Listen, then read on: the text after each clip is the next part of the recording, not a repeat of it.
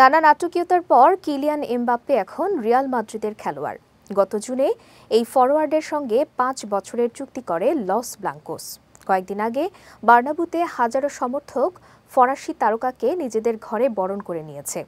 রাজকীয় বরণের পর এবার রিয়াল মাদ্রিদের সমর্থকদের একটাই প্রশ্ন, কবে মাঠে দেখা যাবে তাদের নতুন সুপারস্টারকে? সঙ্গীতা শাহ রিপোর্টে থাকছে বিস্তারিত। বিশ্বকাপ জয়ী দেশ ফ্রান্সের হয়ে মাঠ কাঁপিয়েছেন কিলিয়ান এমবাপ্পে। তারপরও ছোটবেলা থেকে তার স্বপ্ন ছিল ক্লাব ফুটবলে রিয়াল মাদ্রিদের হয়ে খেলা। অবশেষে গত জুনে স্বপ্ন পূরণ হয়েছে এমবাপ্পের। ফ্রি ট্রান্সফারে পিএসজি থেকে রিয়ালে যোগ দিয়েছেন এই ফরাসি তারকা। এখন অপেক্ষা রিয়ালের জার্সিতে তার মাঠে নামার। ২৮ জুলাই থেকে যুক্তরাষ্ট্রে শুরু হতে যাচ্ছে প্রাক মৌসুম সফর। রিয়ালের প্রাক মৌসুম প্রস্তুতির শুরু থেকে না থাকলেও আগামী ৭ আগস্ট এমবাপ্পে দলের সঙ্গে যোগ দিতে পারেন বলে জানিয়েছে একাধিক সংবাদ মাধ্যম।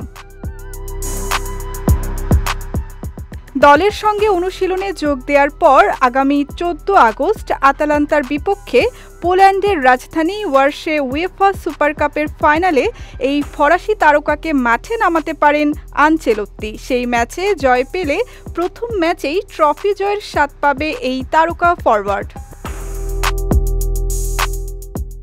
শুরু থেকে এমবাপ্পের দলের সঙ্গে না থাকার সিদ্ধান্তটা চোটের কারণে নেওয়া হয়েছে।